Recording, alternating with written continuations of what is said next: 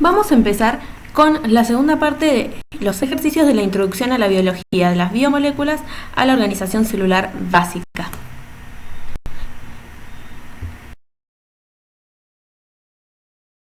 Habíamos terminado el inciso C, ahora vamos a comenzar con el inciso D. En la figura de la izquierda ordene los términos indicando según su tamaño, ubicándolos al costado de los distintos rangos de longitud. Justifique. Bien, ¿sabes por qué los vas ubicando? Por los diferentes niveles de organización. El más grande van a ser las células eucariotas. Después van a ser las procariotas. ¿Se acuerdan que eran 5 veces menor que las células eucariotas? Lo más chiquito después de las procariotas van a ser los virus, después el ADN, después las pequeñas moléculas y H2. Volvemos a repetir. De arriba hacia abajo, eucariotas, procariotas, virus, ADN, pequeñas moléculas y H2. ¿Por qué nos damos cuenta? Por los niveles de organización.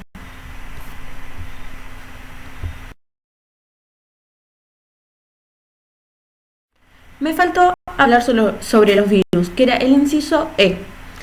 Tienen un tamaño entre 30 y 300 nm. No son considerados células verdaderas, aunque participan en algunas funciones celulares, como la autorreproducción, la herencia, la mutación genética. Dependen de la célula huésped para ponerse en manifiesto. Fuera de la célula huésped, los virus son metabólicamente inertes. Se activan cuando ingresan a la célula huésped. Contienen material genético que puede ser ADN o ARN. Replican sus genes para reproducirse y dependen de la maquinaria biosintética de la célula para sintetizar sus proteínas. Vamos a continuar con el inciso F, que dice: a continuación podrás encontrar algunas preguntas y afirmaciones. Responda a las preguntas y evalúe si las afirmaciones son falsas o verdaderas o parcialmente verdaderas. Justifique y amplíe cada una de ellas. La primera dice: las células eucariotas poseen pared celular. Es verdadera.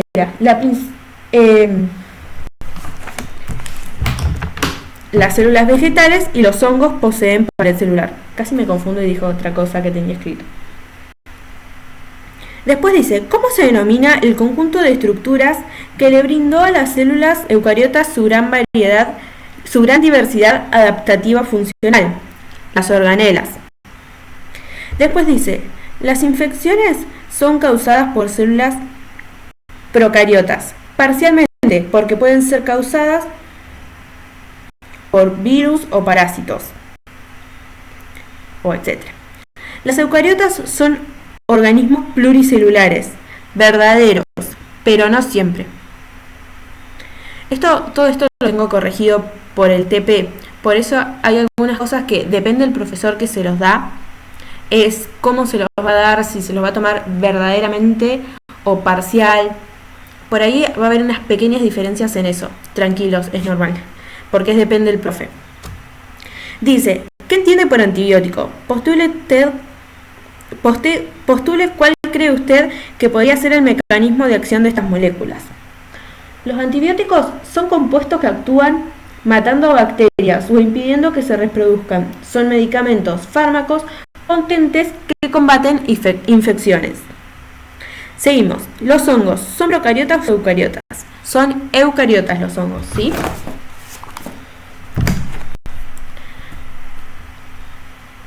Después dice: mencione un patógeno eucariota y uno procariota, indicando en ambos casos a qué enfermedad se lo asocia.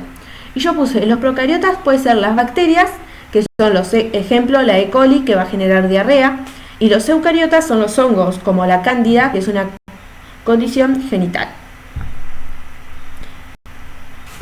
Y después me faltó decirles: ¿vieron cuando vimos que dice mencione un patógeno, ¿qué entiende por antibiótico? Postule usted cuál cree que podría ser el mecanismo de acción de estas moléculas. Esto es mucho más adelante, pero se los voy a decir. El mecanismo de acción es inhibir la síntesis de la pared celular. Inhibir la exportación o función de la pared celular altera la presión osmótica. Lesionar la membrana o célula de la pared celular y actuar sobre el ADN o el ARN.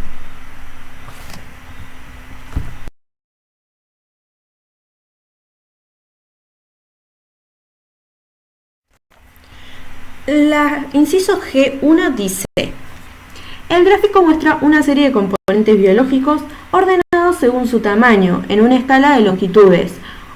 Ubique en la zona de la escala adjunta que les corresponde a una célula procariota y una célula eucariota. Bien, la célula procariota la vamos a ubicar. ¿Vieron que hay entre 1 y 10 hay un paréntesis? Ahí van a ir las procariotas, y entre 10 y 100, que hay un paréntesis, van a ir las eucariotas. ¿Y para qué se emplea este tipo de herramientas? Para poder ver qué tipo de cosas podemos ver con diferentes cosas, como con el ojo, con la microscopía electrónica, porque hay cosas que con el ojo no podemos verlas, porque son muy pequeñas a simple vista y necesitamos utilizar microscopía para poder visualizarlas.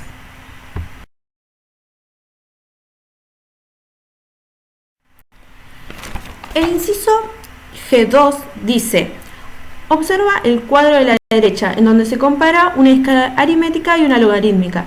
Discuta si la utilizada en el diagrama anterior se trataba de una escala logarítmica o aritmética. ¿Cuál cree usted que convendría utilizar, una u otra? Bueno, la escala que utilizaba, la escala más utilizada para este tipo de cosas tendría que ser la logarítmica, porque abarca un rango más grande. Si no, para usar una escala aritmética necesitaríamos un montón de hojas para poder poner lo que pusimos acá en chiquitito. Necesitaríamos en la escala aritmética hojas y hojas y hojas, con lo que en la logarítmica, como abarca es más grande, un rango más grande, es mucho más fácil hacerlo.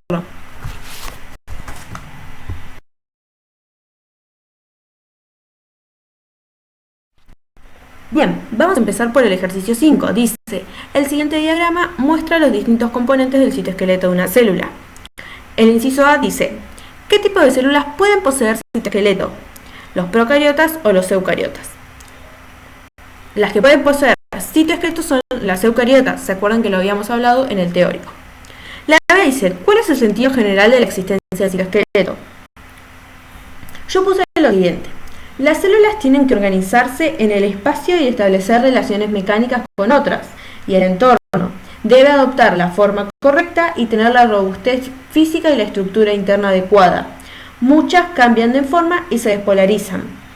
Todas las células tienen que reorganizar sus elementos internos mientras crecen y se dividen, y adaptarse a nuevas circunstancias.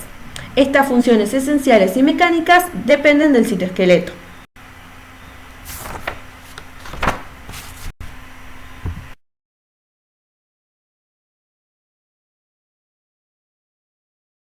Seguimos con el anteúltimo ejercicio, que dice: los tejidos se forman y se estabilizan a través de las uniones que se establecen tanto entre la célula y su vecina como entre la célula y algunos componentes de la matriz extracelular.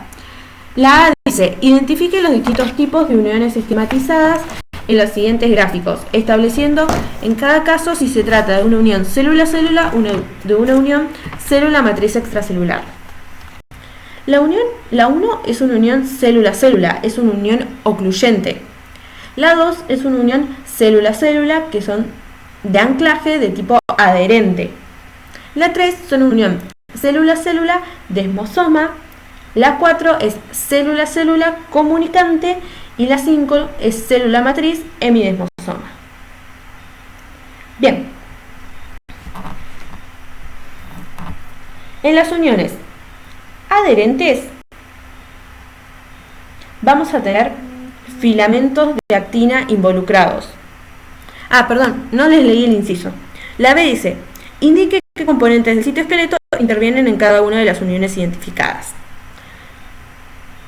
Vamos a recordar que las uniones se dividen célula-célula y célula-matriz. Las uniones célula-célula que van a tener involucrados los filamentos de actina van a ser las adherentes, y las uniones célula-célula que van a tener involucrados los filamentos intermedios van a ser los desmosomas. Los filamentos Después, en la célula matriz, los filamentos intermedios van a estar involucrados en las hemidemosomas y los filamentos de actina en la adhesión focal.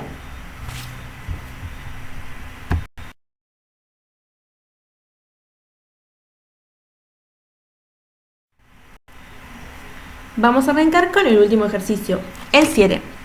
Tipos de división celular. A. El esquema que presentamos a continuación corresponde a dos procesos de división celular básico. Puede determinar el nombre de cada uno de ellos, fundamente su elección. La primera va a ser mitosis. ¿Se acuerdan por qué? Porque habíamos dicho que la mitosis era la división celular y el reparto equitativo del material genético, y se va a originar dos células hijas iguales, es decir, dos células hijas diploides. Y el otro es la meiosis, porque se acuerdan que habíamos dicho que, esperen que se me cerró la hoja, perdón, es la división celular y el reparto del material genético no equitativo, origina cuatro células hijas, genera cuatro células hijas haploides. Entonces, el primero es la mitosis y el segundo es la meiosis.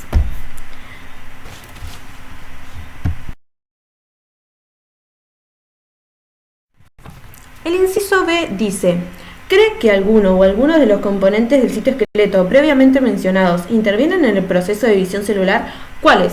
Habíamos visto uno en la teoría, que era los microtúbulos en el uso mitótico. El C dice: si la finalidad de la división celular fuera renovar las células del epitelio intestinal, ¿qué tipo de división tendrían estas células y por qué? Tendrían mitosis, porque las células madres generan células hijas idénticas, y lo que necesitamos nosotros en el epitelio intestinal es generar células iguales a las que ya teníamos.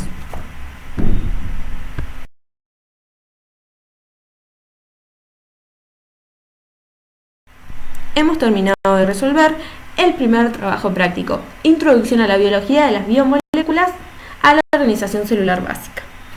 Cualquier duda ya saben que la pueden dejar en los comentarios o pueden hablarme por mi Instagram, y espero que les haya gustado el video. Si encuentran algún error, ya saben, déjenlo acá abajo, porque no soy bióloga ni profesora de biología ni nada, sino que intento ayudarlos.